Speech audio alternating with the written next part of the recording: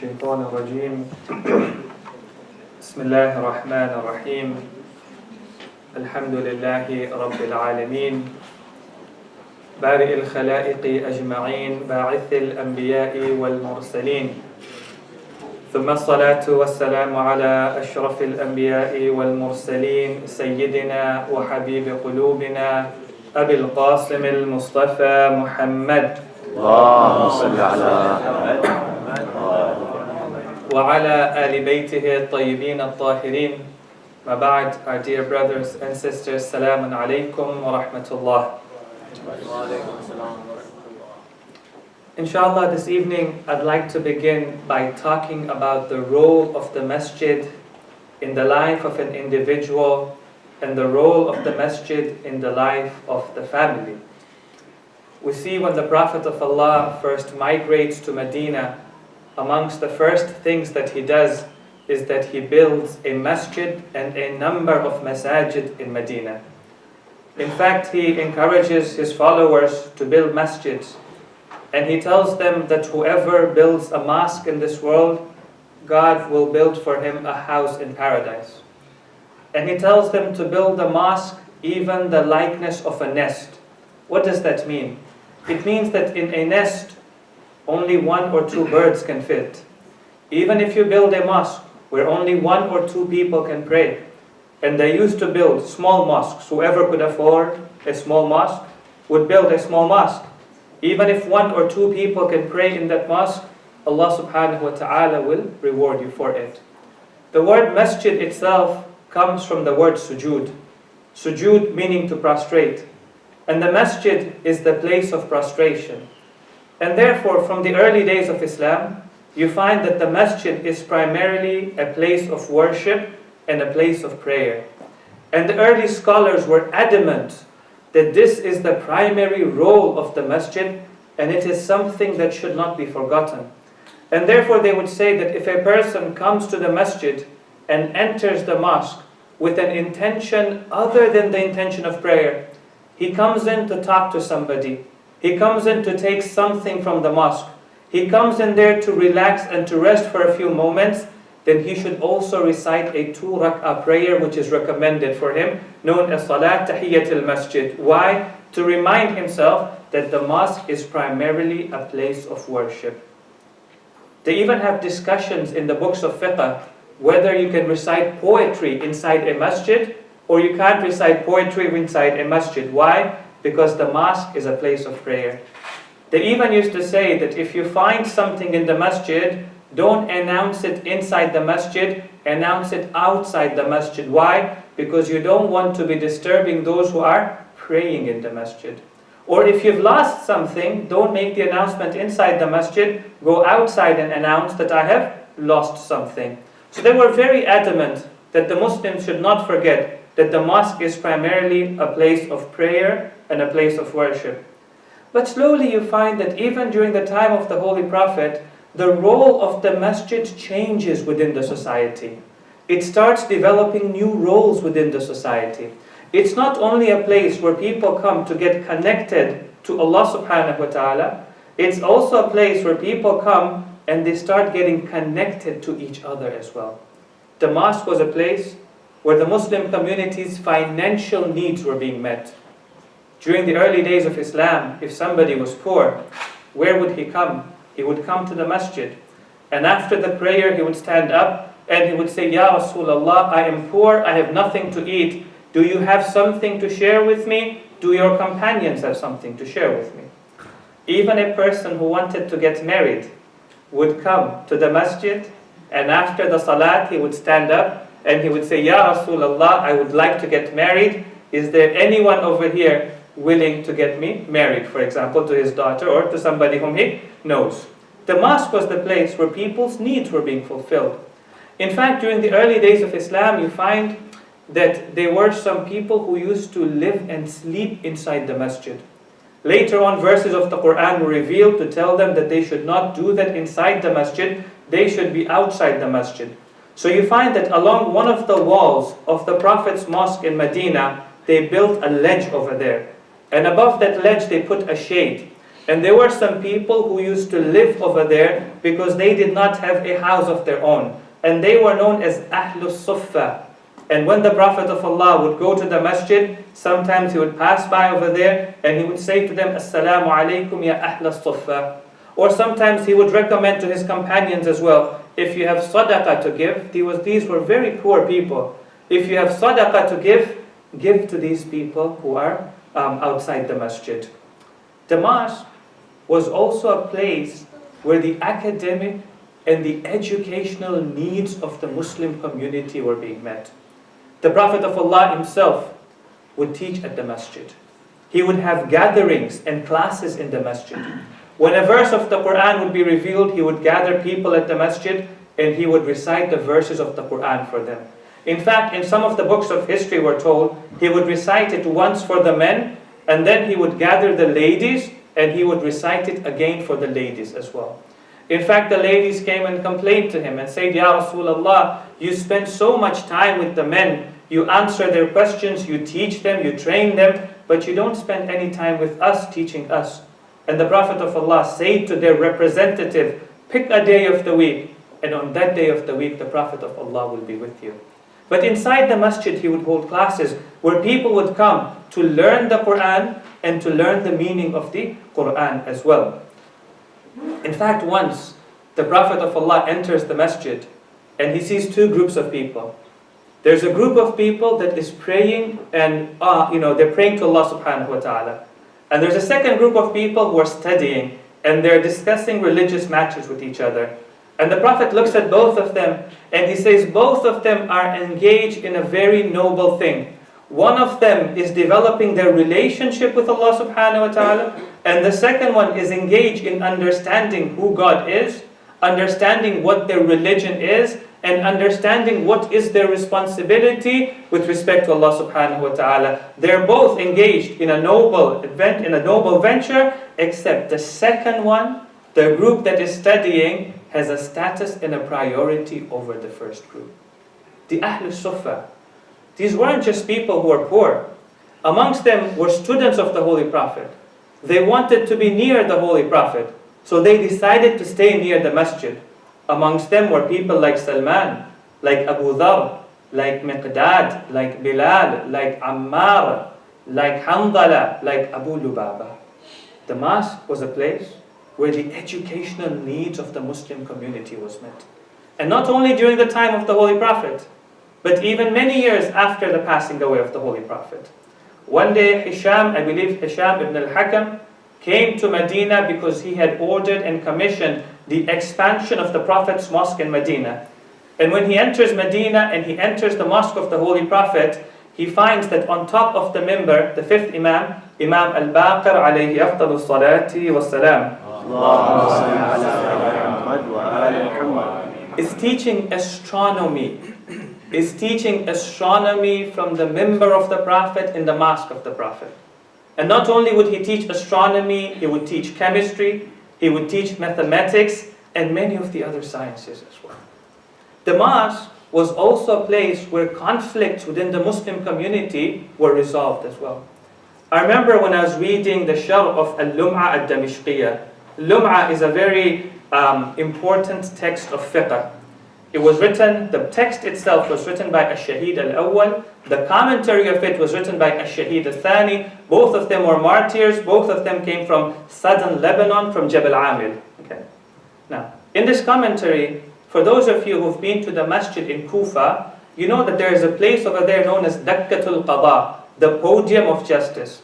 Ash-Shahid al-Thani argues that this podium of justice was in fact inside the masjid of Kufa, and this was the podium where Imam Ali would sit and he would pass judgment.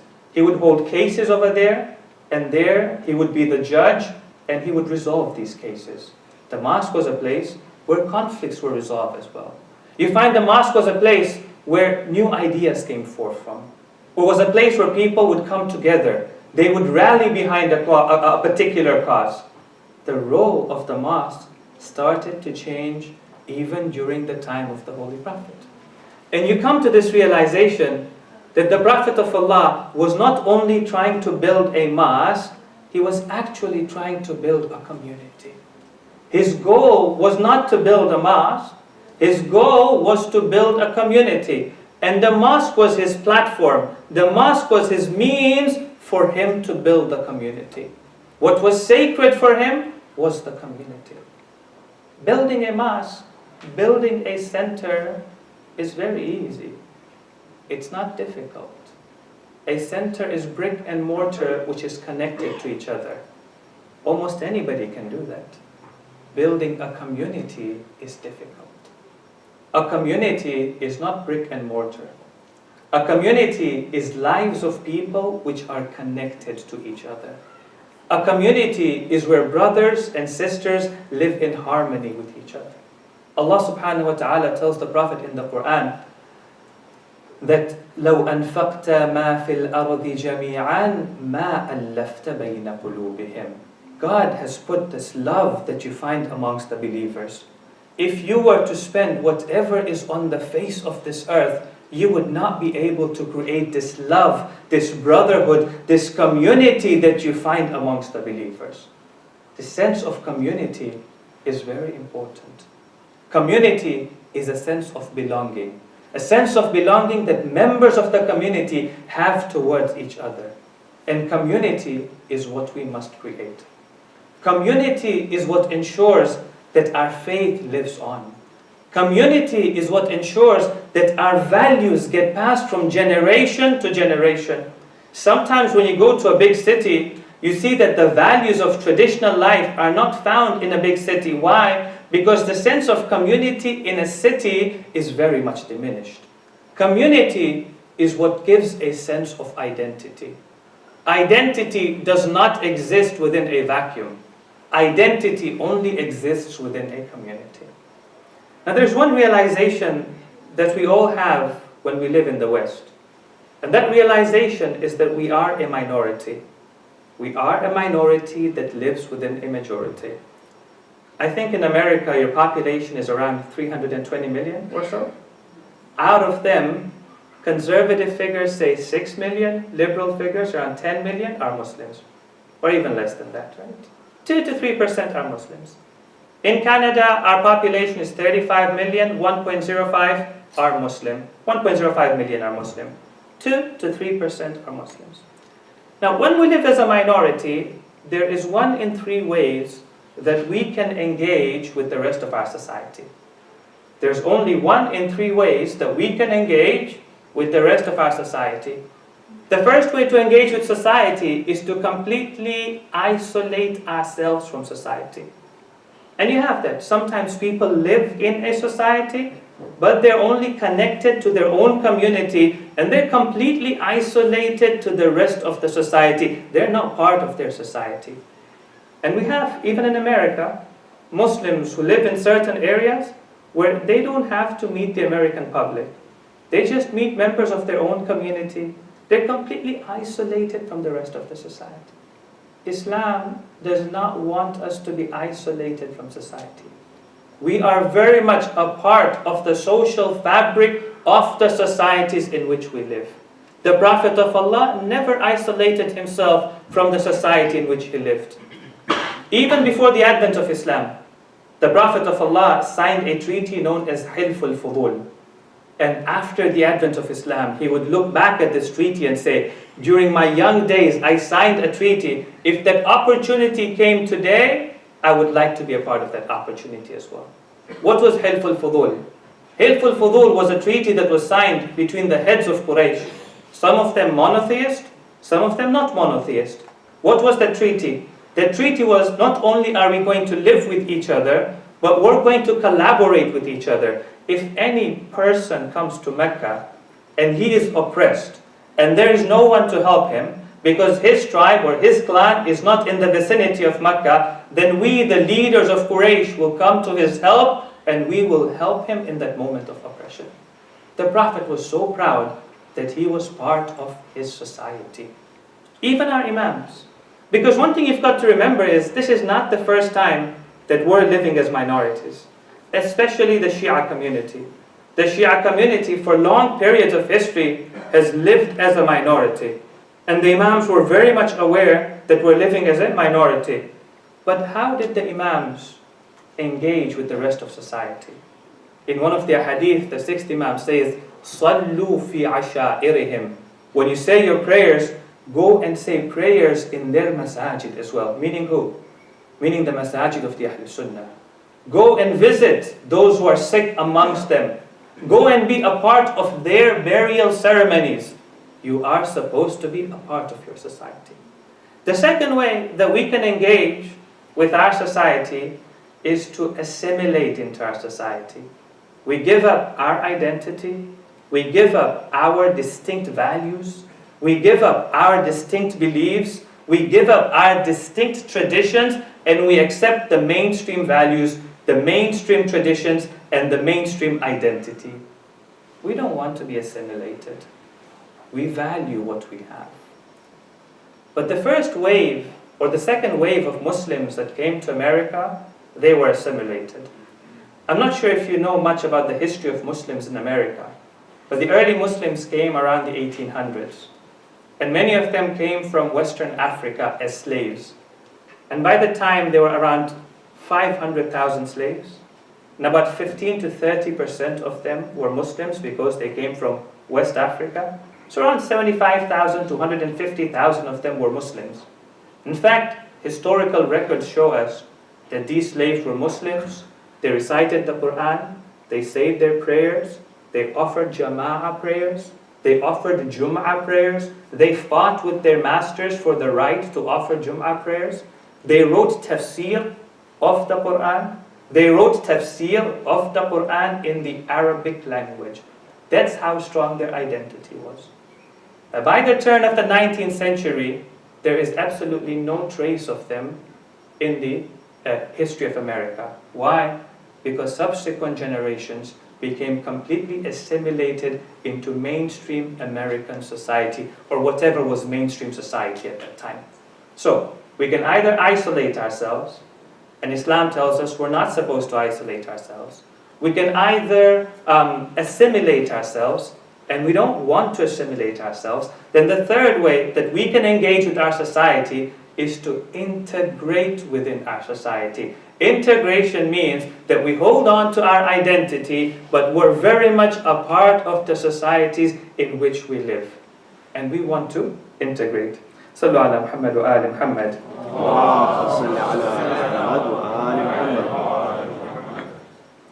Right. So we want to integrate in the societies in which we live.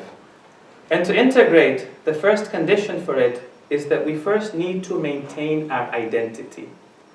Now, one thing that's very interesting for me is this whole issue of identity. Because we talk about identity a lot, don't we? You go to a seminar, we're talking about the Muslim identity. We're talking about the identity crisis. We're talking about the American identity. But very rarely do you find anybody giving a workable definition of what is an identity. I remember going to a seminar once, and a speaker was talking about the American identity. And somebody must have asked him, so what is the American identity? And this speaker said that the American identity is drinking beer and watching football. Now, I don't think it's as simple as that. We've got to develop a more complex understanding of what's identity. Identity is two things. It's a sense of belonging, and it's also a sense of association as well. A sense of belonging to a particular group of people, and associating yourself with the symbols of that group as well. So when you say that I have an American identity, first, it's your sense of belonging to the American society and the American community. And secondly, it's your association with the symbols of America, with the history of America, with the flag of America, with the system that's in America, with the personalities of America, with the symbols of American society. That's what an identity is. So when we're talking about a Muslim identity, well, it's a sense of belonging to the Muslim community. If we don't belong to the Muslim community, we can't have a Muslim identity. Right? And that's why community is very, very important. So we want to build a strong Islamic identity, and we're going to do that within a Muslim community. But how are we going to build a strong Islamic identity? That's the question. Right? By belonging to a Muslim community. Very well. How do we create strong Muslim communities? What do we need to do to create an Islamic community? And how do we create communities?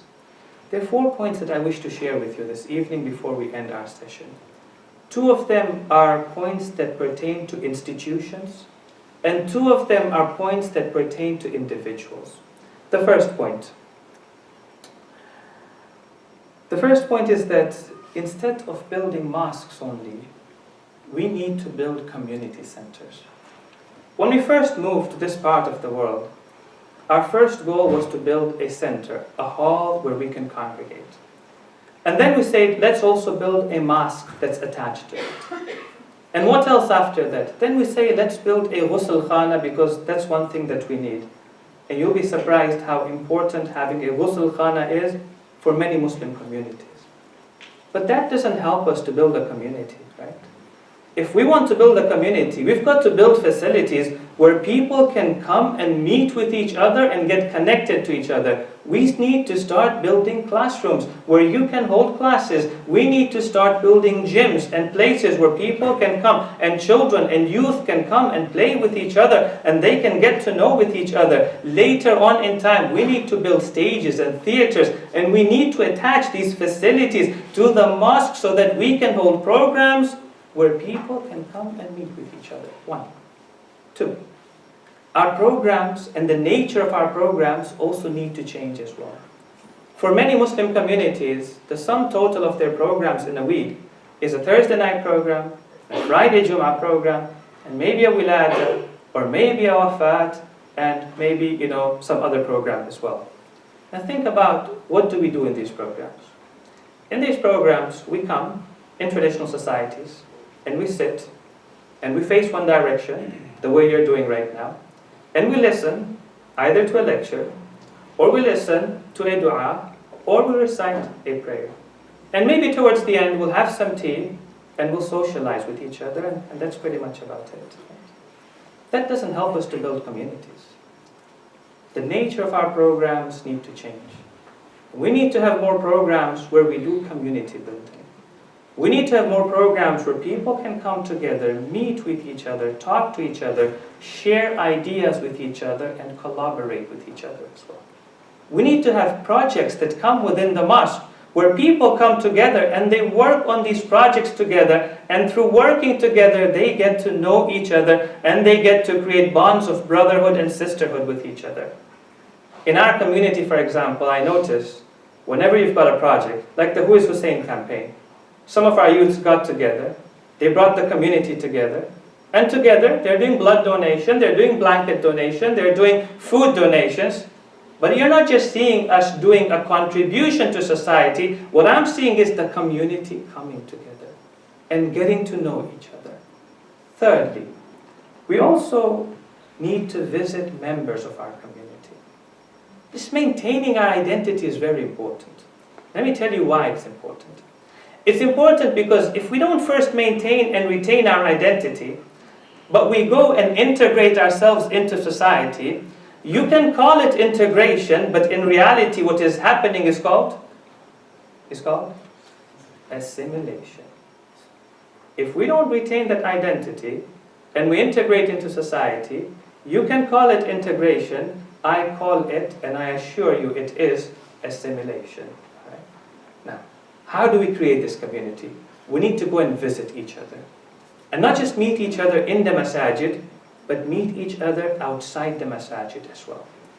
Sometimes when a new person comes in the community, we actually have this ethical responsibility to go and meet that person, say salam to him, get to know him, and once we know him, to invite him to our house or to go and visit him at his house.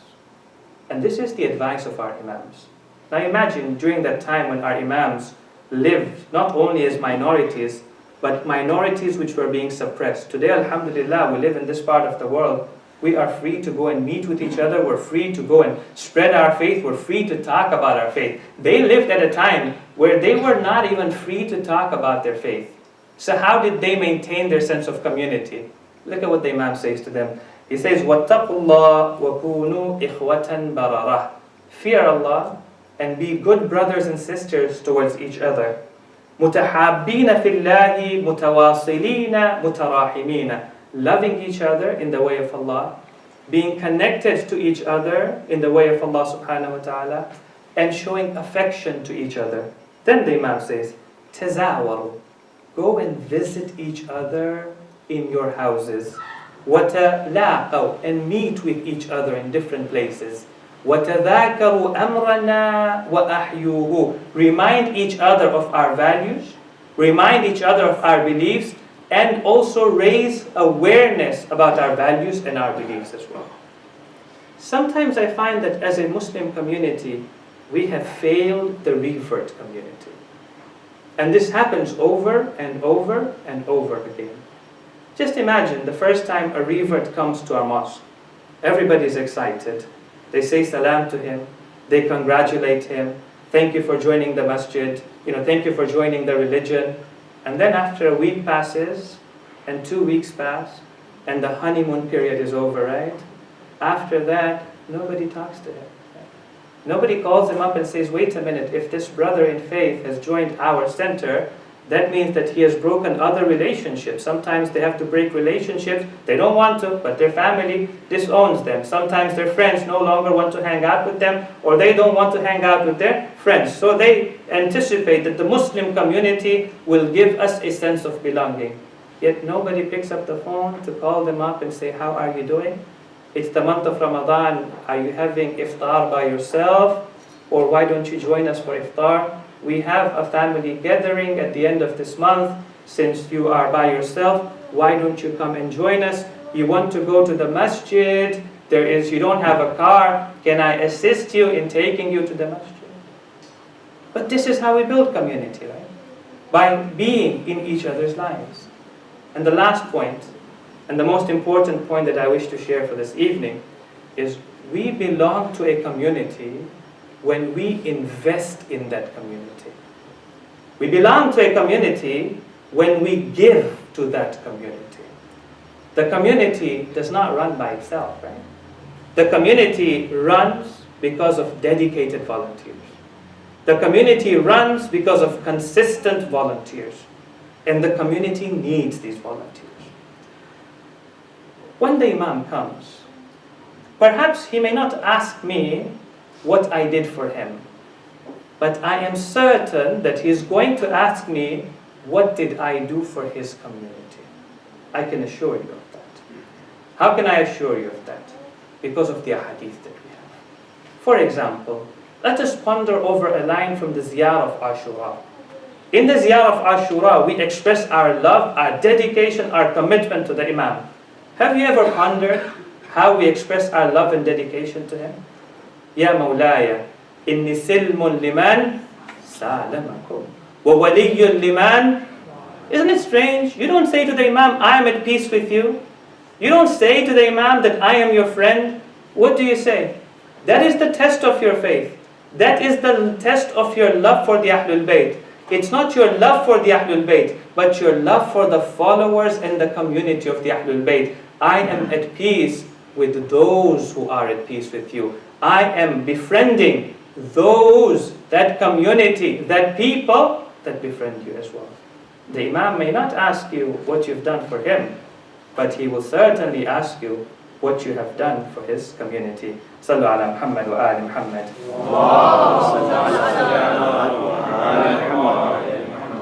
In the second part of tonight's discussion, as Brother Jawad Khaki announced, I'd like to cover some of the rules of fasting. In particular, I want to cover how fasting pertains to our health.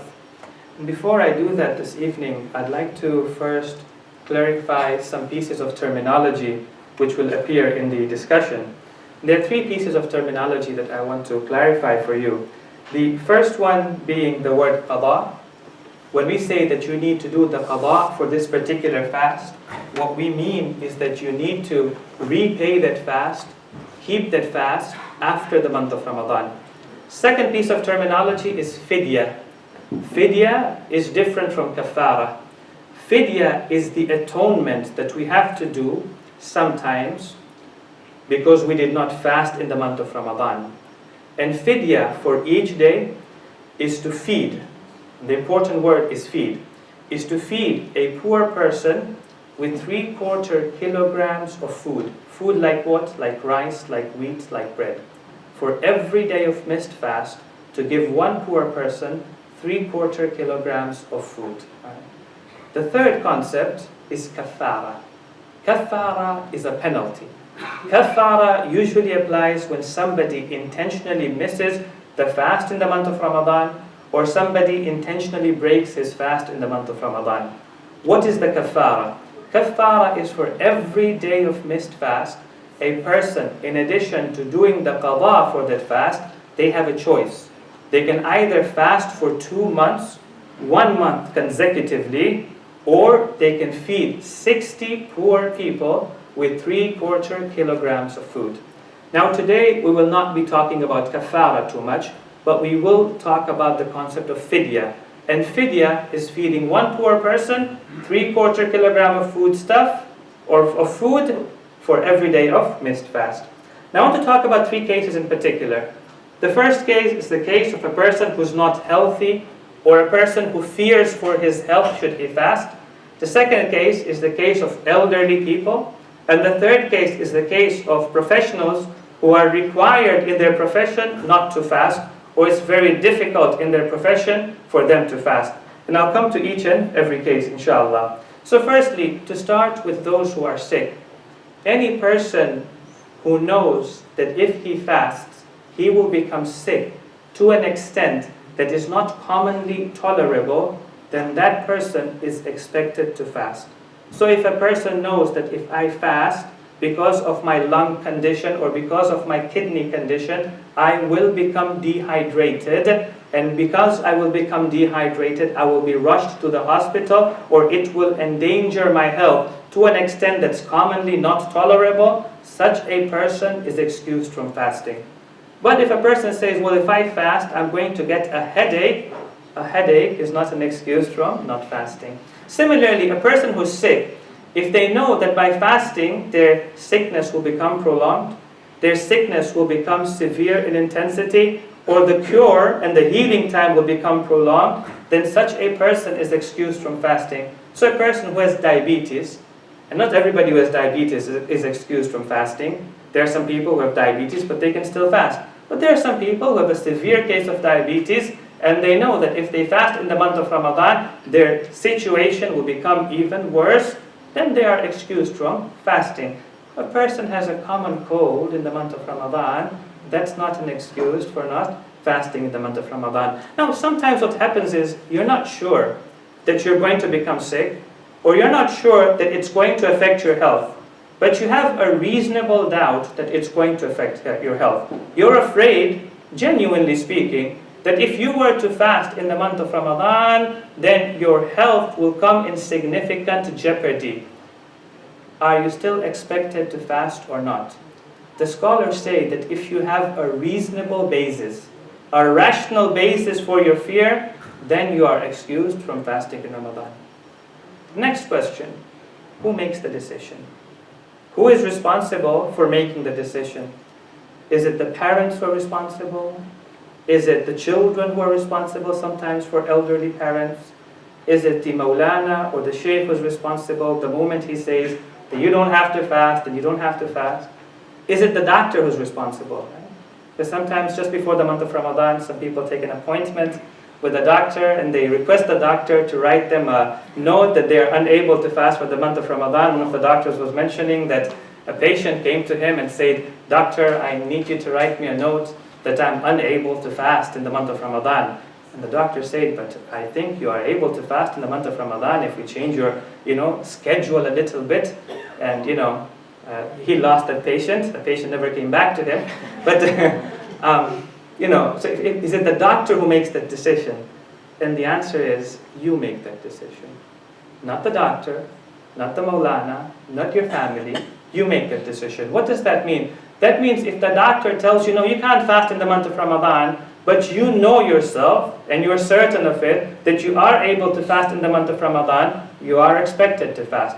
Or if the doctor says, yeah, you can fast in the month of Ramadan, but you know and you have a reasonable basis for it that you cannot fast in the month of Ramadan, then you're excused from fasting in the month of Ramadan. What we do recommend, however, is that you do speak to a doctor. You do consult with a doctor, you consult with the Maulana, with the Shaykh, and then you come to a decision.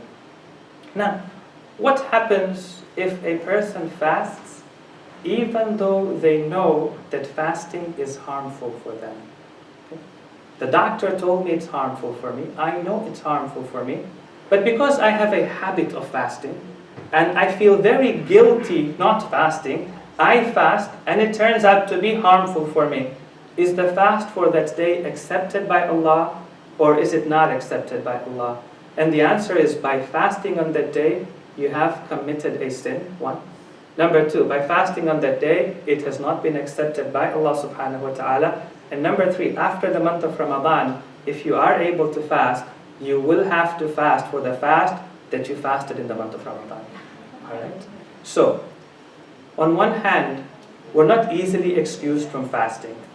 And on one hand, we have to make sure that it really endangers our health before we give ourselves an excuse for not fasting. On the other hand, once you become sure that it is harmful for your health, you are not permitted to fast. Sallu ala Muhammad wa ali Muhammad.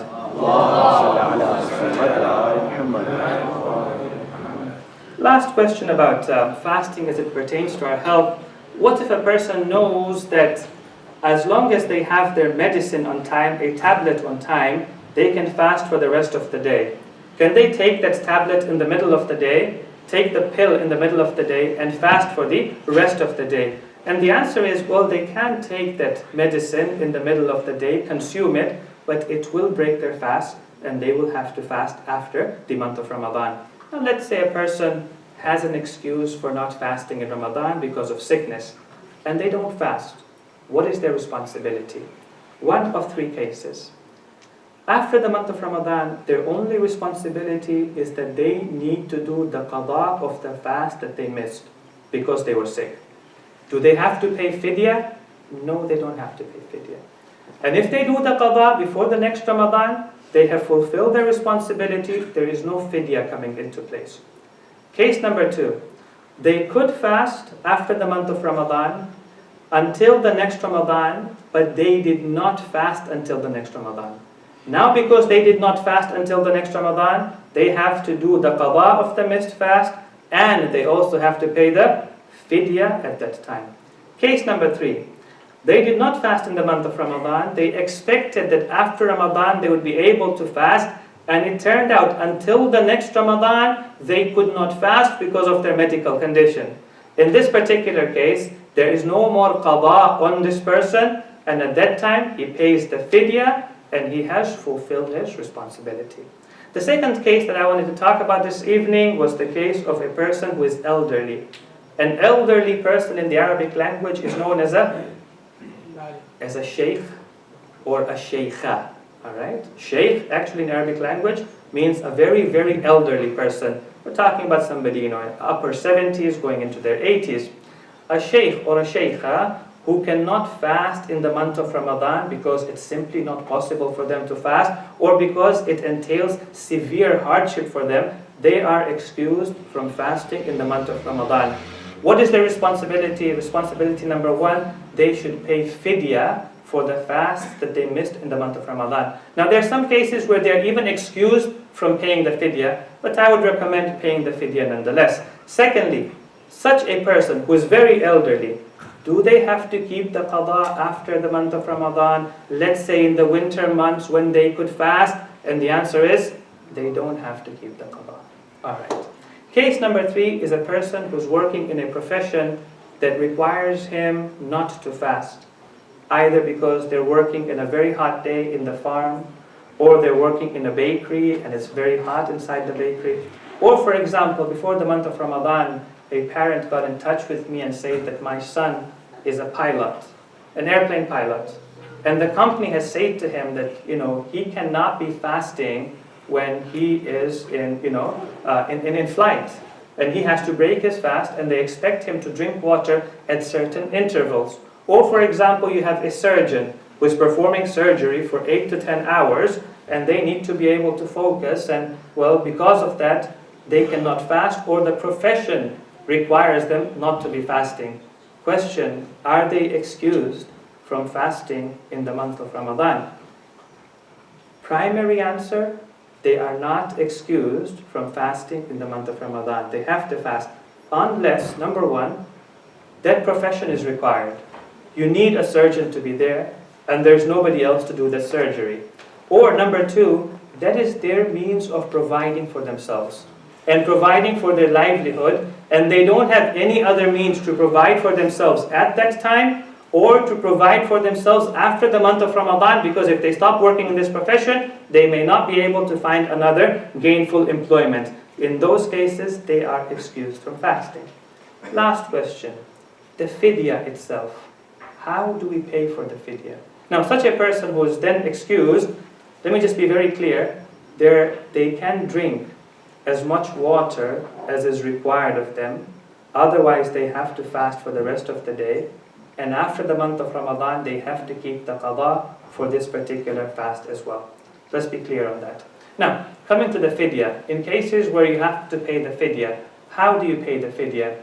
Often mu'mineen will ask, can I just give money in sadaqah? And the answer is, no, you cannot give money in sadaqah. The Quran is very clear in that it should be it'am. It'am meaning feeding and giving food to the poor. Question, do I have to give food to those who are in my city, or can I give it to a poor person in any city, even if it's in Iran, in the Middle East, or in East Africa? You can give and pay the fidya in any city. It does not have to be within your city. So what are your options? You've got around 3 options. The first option, you either know somebody poor within your city, within your community, and they are willing to take food from you, and you provide for them in a very dignified manner. Your second option, there are certain organizations within North America, like the Organization of Imam, and you can actually pay for it online using Visa, for example. And thirdly, your third option is that there are certain offices of the Marajif Taqleed in Qum and Najaf. They offer this service. You can pay them over there using your money. They will buy food and they will give it to the poor. Sallu ala Muhammad wa ali Muhammad. We have around 3 minutes. Like a minute and a half or so. A minute and a half for me? Yeah. All right, so are there any questions then? We can do question after the Salah Isha if you want. After Salat Isha. Yeah. All right. So if you have any questions, inshallah, you can talk to me after the session.